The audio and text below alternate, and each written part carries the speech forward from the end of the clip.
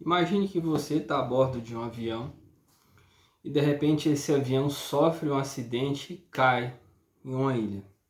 Detalhe, você tem 12 anos de idade e é o mais velho a sobreviver. Os demais ou tem 12 ou tem menos que isso, inclusive muitas crianças de 6 anos de idade. Esse é o contexto.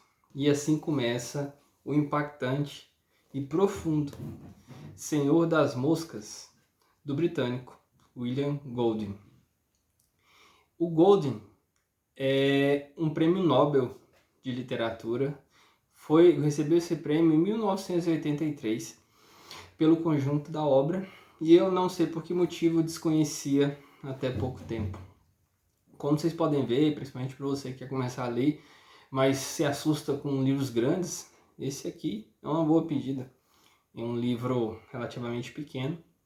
E a diegese, a síntese da história é relativamente simples. Nós começamos ela com o Ralph. O Ralph é esse menino de 12 anos que se vê em uma ilha deserta e logo começa a conversar com outro menino que logo aparece ali.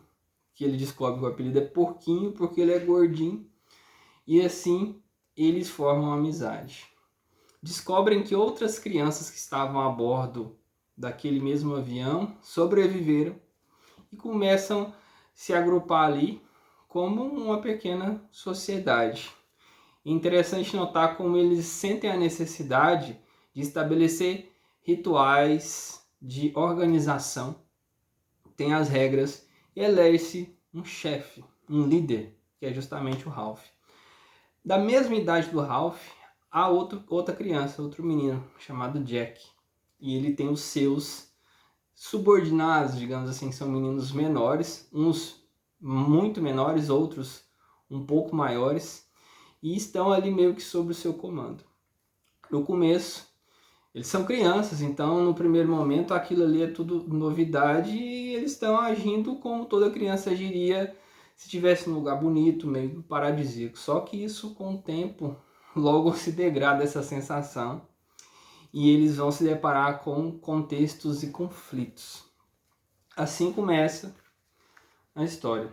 Os meninos mais novos eram conhecidos pelo título genérico de pequenos. O decréscimo das idades a partir de Ralph era gradual. E embora houvesse uma região na qual onde se situavam Simon, Robert e Maurice, não havia a menor dificuldade de reconhecer quem eram os grandes de um lado e os pequenos de outro.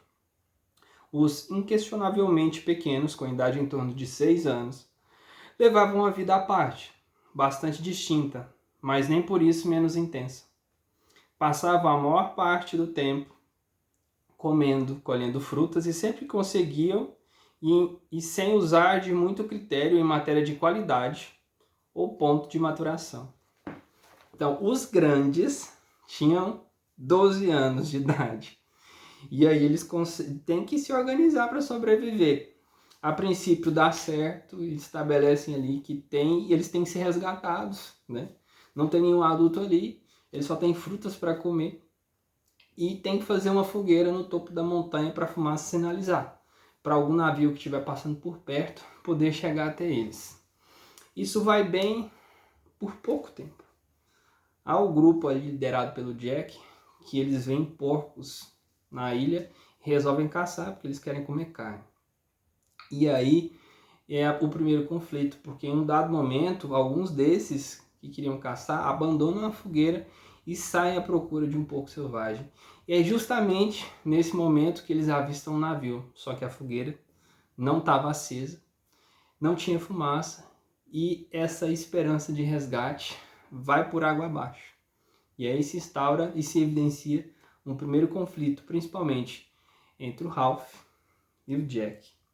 Esse é só um dos cenários.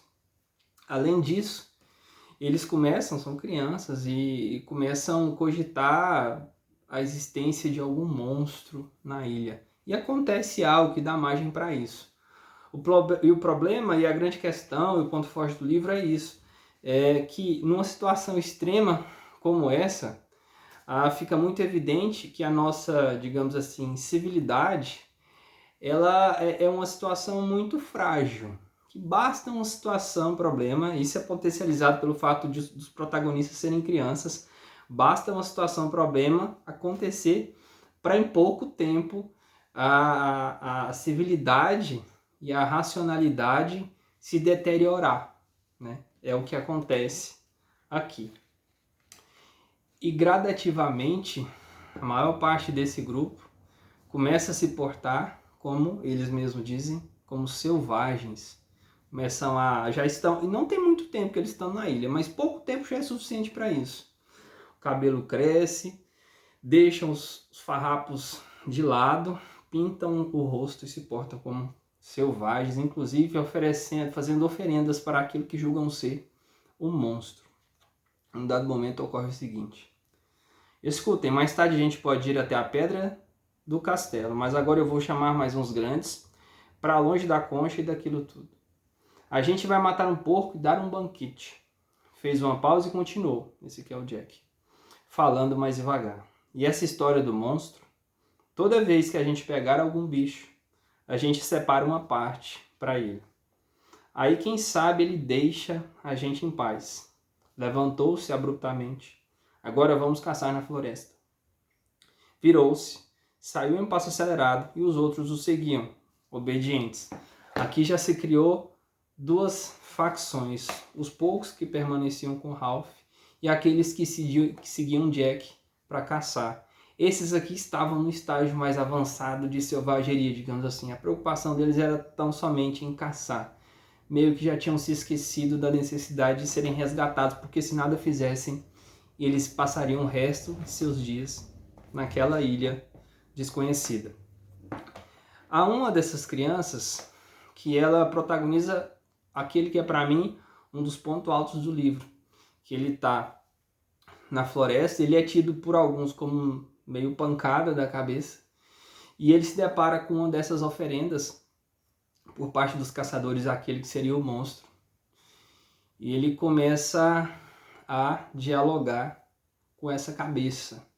Então ali ele está simbolizando ali a perda da racionalidade. Mas curiosamente, contraditoriamente, naquele contexto era justamente essa criança tida como louca, que toma a atitude mais correta diante de uma situação de algo desconhecido. Ao invés de conjecturar e criar um mito, ele vai atrás de fato esclarecer. Ele consegue desvendar esse mistério, só que a loucura dos demais, que já estava no estágio muito acentuado, tem esse comportamento de manada, acaba gerando uma das grandes tragédias da ilha. Muita gente vê inclusive essa narrativa como uma metáfora da civilização humana, né? Por vários motivos, por N motivos. Então fica muito evidente, para mim, é o centro do ponto alto desse livro, que a linha que separa a civilidade, a lógica da selvageria, para nós enquanto seres humanos, é uma linha muito tênue, que a gente tem que estar atento a todo momento. E vale outra reflexão. Há muitos escritores que dizem que só a literatura é capaz de provocar a gente, de instigar a gente a fazer determinadas reflexões que seriam tediosas em uma linguagem acadêmica. E é o que acontece aqui, foi o que aconteceu comigo. Através dessas crianças perdidas nessa ilha, dos conflitos que eles enfrentam, a gente mergulha naquele universo e consegue nos colocar no lugar deles e refletir sobre questões muito profundas da nossa condição humana. Por isso que essa obra é uma obra universal, diria eu. E se fosse uma linguagem acadêmica, talvez não seria tão interessante, tão, de certa forma, leve. É claro que, se a gente for checar a capa, a gente vai ver aqui uma criança com folhas, simulando aquela criança na floresta, mas há alguns pontos vermelhos que nos dá ideia do que pode ter acontecido aqui na ilha. Para saber mais detalhes, eu sugiro que você leia esse impactante livro, publicado ainda em 1954, mas que eu passei a conhecer há pouco tempo, do britânico William Golding.